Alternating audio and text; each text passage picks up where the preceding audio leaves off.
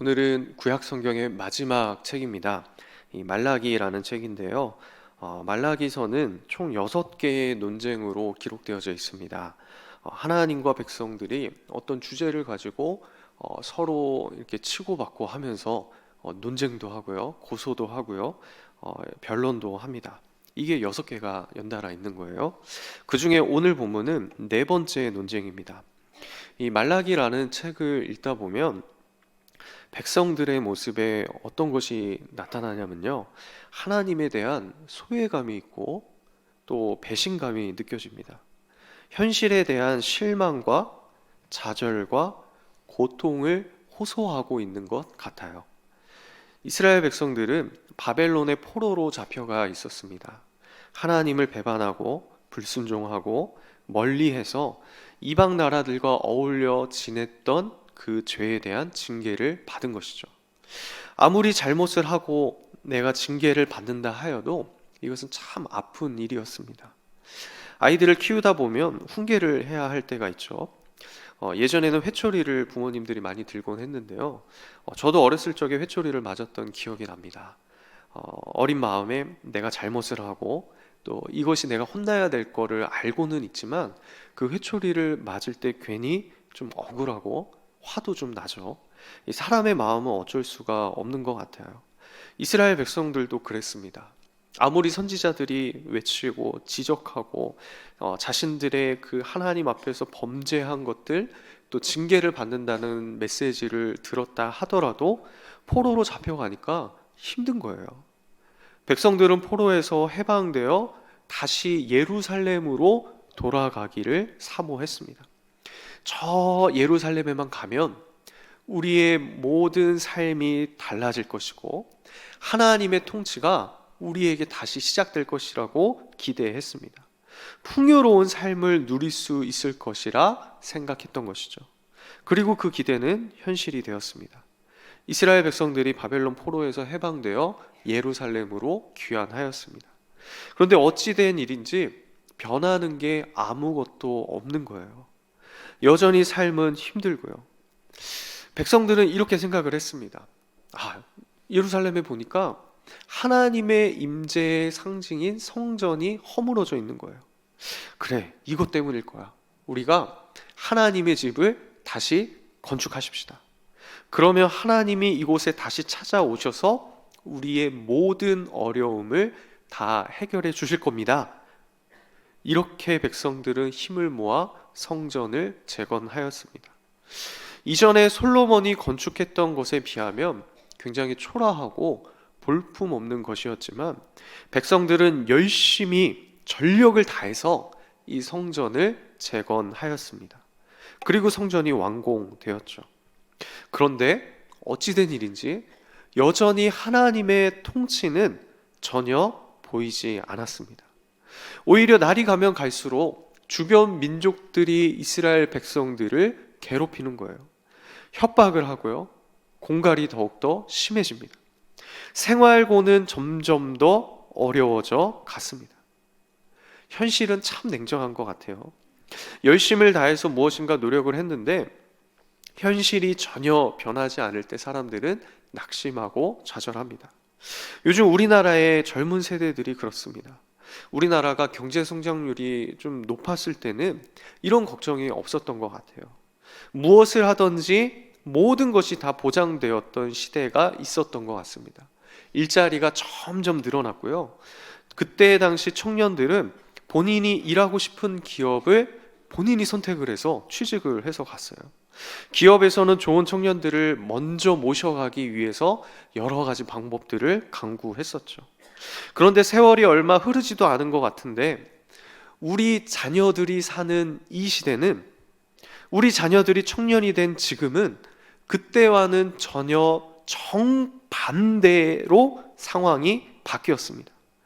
예전에는 모든 것이 성장하니까 모든 것이 안정적이다 생각되었습니다. 그래서 무엇을 선택해도 상관이 없었어요. 그런데 지금은 다국적 기업들도, 유명한 기업들도 언제 어떻게 망하게 될지 모르는 것이죠. 그래서 나라는 망하지 않겠지 하면서 나라에 연관된 직장에만 취직하려고 하니까 경쟁이 점점 심각해지고 있습니다. 젊은이들이 취직이 안 되는 거, 이거는 실력이 없어서가 아닙니다. 남들보다 내 자녀가 노력을 안 해서 취직이 안 되는 게 아니에요. 취직이 안 되는 이유는 무엇이냐면요, 경쟁률이 높아서입니다. 자리는 적은데 사람은 이만큼 되니까요, 자연스레 합격하기 힘든 것이죠. 매년 매달 전국을 누비면서 면접을 보러 다니지만 취직하는 것이 쉽지가 않습니다. 이게 우리가 살아가는 현실입니다. 남의 이야기가 아니고요, 우리 가정의 이야기예요. 마음이 어렵고 힘이 듭니다. 기다리다가 지칩니다. 열정과 노력에 비해서 상황은 전혀 변할 생각을 하지 않습니다. 그때 신앙의 위기가 찾아오는 것이죠. 이스라엘 백성들의 마음에는 어느덧 한켠 그 구석에서부터 하나님에 대한 원망이 시작되었어요.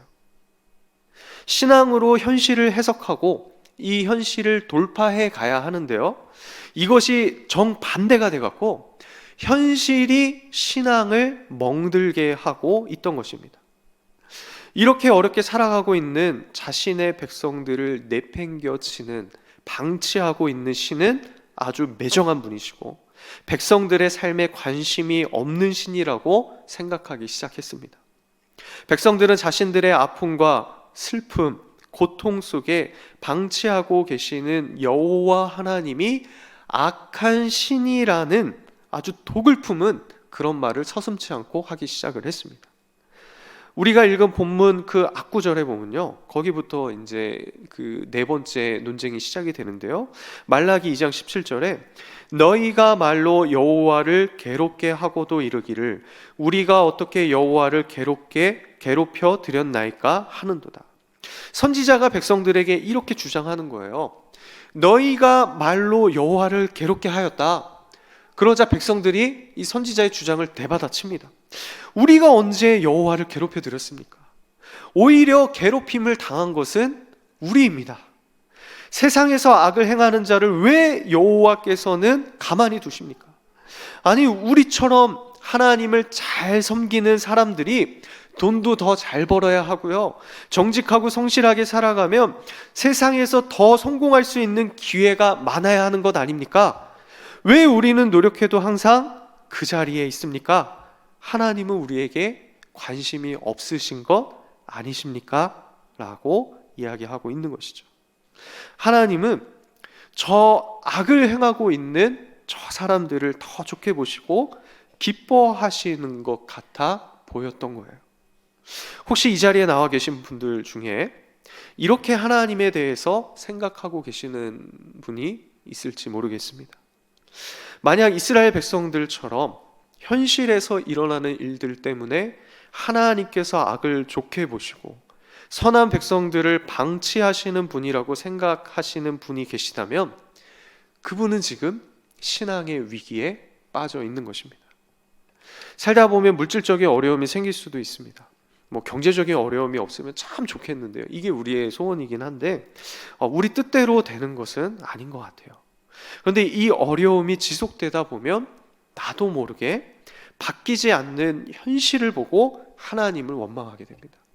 하나님을 먼저 보고 현실을 봐야 되는데 이 상황이 오래되다 보니까요, 현실을 먼저 보고 하나님을 보게 되는 것이죠. 우리나라는 1998년도에 IMF 사태를 겪었습니다. 작년에는 이 이야기를 다룬 영화도 있었는데요, 97년에 여러 유수의 기업들이 연쇄 부도를 냈습니다. 30대 재벌 가운데 17개 기업이 해체 또는 매각이 되었대요. 98년도에는 실업자 수가 150만 명이나 되었습니다. 당시에는 나라 전체가 힘들게 살았어요. 저는 그때 아직 성인이 되지는 않았었는데요, 제 친구의 아버지가 그때 이제 부도를 냈던 한 자동차 회사에 근무하고 계셨거든요. 어느 날 이 친구가 학교에 오더니 자기 아버지가 회사를 그만두게 됐다고 눈물을 흘리는 거예요. 그 모습이 아직도 생생하게 기억이 납니다. 이렇게 우리나라는 큰 어려움을 겪었고요, 지금도 많은 분들이 그때 이후에 경제적으로 재기를 하지 못하거나 어려움 속에 살아가시는 분들이 많이 있습니다. 그리스도인 가정에 이런 상황이 지속되다 보면 의문점이 생기죠. 뭐 경제적인 문제뿐만 아니라 여러 많은 어려움들이 겹쳐서 올 때, 지속될 때 의문들이 생깁니다. 왜 하나님은 예수를 잘 믿는 우리 가정은 회복시켜 주시지 않고, 저렇게 예수 믿지 않고 세상적으로 자기 마음대로 사는 사람들을 잘 살게 해주시는 것인가? 이런 원망이 들 때가 있습니다. 마치 말라기 시대의 이스라엘 백성들처럼 우리가 언제 말로 여호와를 괴롭게 해드렸습니까? 라고 말하고 있는 것 같아요. 오늘 본문에서는 이러한 신앙의 위기가 오히려 기회가 되는 반전이 일어납니다. 그동안 하나님은 끊임없이 이스라엘 백성들의 원망을 들어오셨어요. 이거는 말라기 시대뿐만이 아니고요, 창세기부터 시작해서 끊임없이 하나님은 원망을 들어오셨어요. 그런데 그때마다 하나님은 인내하셨고 온유한 마음으로 자신의 백성들이 돌아오기만을 기다리셨습니다. 그리고 구약의 마지막 부분에 와서, 이 말라기에 와서 이전의 구약에 전혀 볼 수 없었던 아주 획기적이고 새로운 방법을 통해서 이 위기를 돌파하려고 하고 계신 거예요. 하나님께서 백성들에게 개입해 오시는 방법이 완전히 새로워집니다. 그게 오늘 본문 3장 1절 말씀입니다. 우리 한번 같이 읽어볼까요? 시작. 만군의 여호와가 이르노라, 보라, 내가 내 사자를 보내리니 그가 내 앞에서 길을 준비할 것이요, 또 너희가 구하는 바 주가 갑자기 그의 성전에 임하시리니 곧 너희가 사모하는 바 언약의 사자가 임하실 것이라. 자, 하나님께서 누구를 보내신다고 말씀하십니까? 내가 내 사자를 보내겠다고 말씀하세요. 하나님의 사자가 오면 하나님 앞에서 그 길을 준비한다고 말씀하십니다. 그 길이 준비되면 그 다음에 누가 오십니까? 중반절부터 보니까요, 또 너희가 구하는 바 주가 갑자기 그의 성전에 임하시리니. 누가 오시냐면 주가 오신대요. 하나님이시죠. 하나님께서 직접 예고 없이 성전에 나타나실 것이다라고 말씀하십니다. 이분이 누구시냐면요, 하반절에 보니까요, 곧 너희가 사모하는 바 언약의 사자가 임할 것이라. 주님이 바로 언약의 사자라고 말씀하십니다. 자, 지금까지 구약에서 하나님이 하나님의 백성의 삶에 개입해 들어오셨던 대부분의 방법, 대표적인 방법은 무엇이냐면요, 사람을 보내시는 것이었어요. 하나님의 선지자를 보내셨습니다. 그동안 하나님은 언약을 신실하게 지켜오셨는데 백성들이 자꾸만 이 언약을 깨트리는 거예요. 그래서 하나님은 선지자들을 보내셔서 백성들에게 경고하셨습니다. 그런데 이제는 하나님이 어떤 방법을 사용한다고 하시는 거예요? 그동안 해왔던 방법이 아니고요, 전혀 다른 방법이 하나님 자신이 언약의 사자가 되어서 너희들 가운데 오시겠다고 말씀하시는 거예요. 이것이 말라기 다음 책인 신약의 첫 번째 책 마태복음에서 이렇게 이루어집니다. 마태복음 11장 10절에 기록된 바 보라, 내가 내 사자를 내 앞에 보내노니 그가 내 길을 내 앞에 준비하리라 하신 것이 이 사람에 대한 말씀이니라. 이걸 누가 하신 말씀이냐면요, 예수님이 하신 말씀이거든요. 근데 예수님이 말라기 3장 1절을 인용하시면서 내 사자를 내 앞에 보내노니, 이게 누구를 가리키는 겁니까? 세례 요한을 가리켜서 말씀하고 있는 거예요.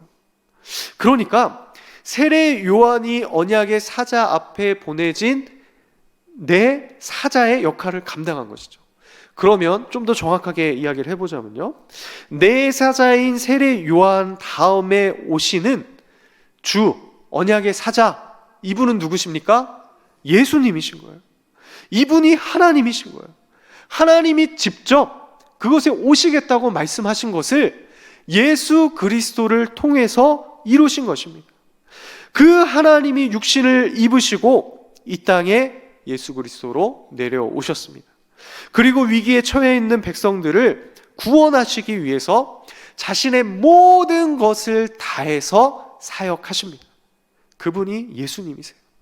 아니, 세상에 어디에 이런 신이 있으십니까? 신이신 그분이 자기의 모든 것을 다 바쳐서 백성을 구원하는 분이 어디 있겠어요?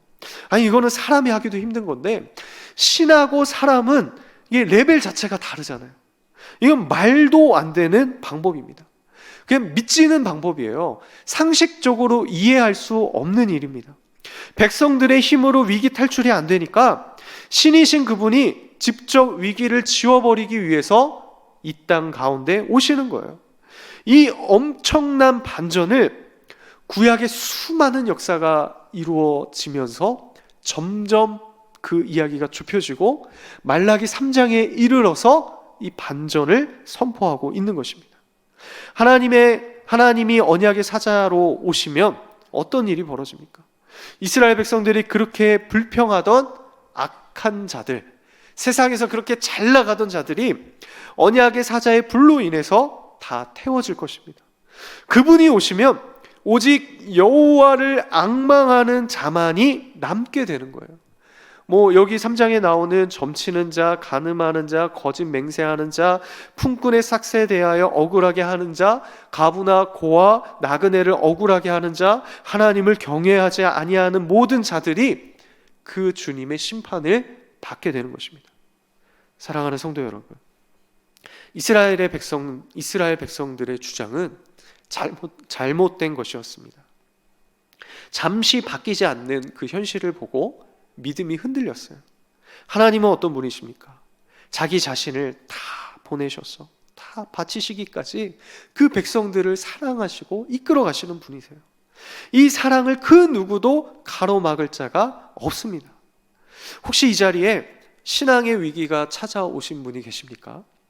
하나님께서 이 위기를 다시 일어나서 기회로 만들 방법을 오늘 본문에 이야기하고 계세요. 그 방법이 무엇입니까? 하나님, 그분 자체신 거예요. 하나님이 문제의 해결책이십니다. 하나님이 우리의 기회가 되십니다. 우리에게 무엇을 맡겨두신 것이 아니라 하나님 스스로 이 문제를 전부 해결하셨습니다. 그렇다면 우리는 이제 어떻게 살아가야 할까요? 우리가 살아가는 모습은 전적으로 하나님을 신뢰해야 합니다. 다윗은 이 사실을 정말 잘 알고 있었습니다. 시편 37편이 다윗의 시인데요, 악을 행하는 자들이 잘 되고 있는 것을 딱 보면서 사람들에게 이렇게 노래하는 거예요. 저 악한 자들이 잘 되는 것을 보고 불평불만하지 말라. 저들을 보고 하나님을 시기하지 말라. 그러면서 시가 시작이 됩니다. 그 이유가 무엇입니까? 시편 37편 22절에 주의 복을 받은 자들은 땅을 차지하고 주의 저주를 받은 자들은 끊어지리로다. 주의 복을 받은 자들, 우리는 결국에는 살아남게 될 것이고요, 주의 저주를 받은 자들은 결국에는 끊어지게 될 것이기 때문입니다. 그리고 시편 37편 23절 24절에 보면 여호와께서 사람의 걸음을 정하시고 그의 길을 기뻐하시나니 그는 넘어지나 아주 엎드러지지 아니함은 여호와께서 그의 손으로 붙드심이로다. 비록 지금 우리의 현실이 힘들다 할지라도 지금 우리가 걸어가는 길은 누가 정하신 것입니까? 하나님이 정하신 거예요. 내가 정한 길이 아니라고요.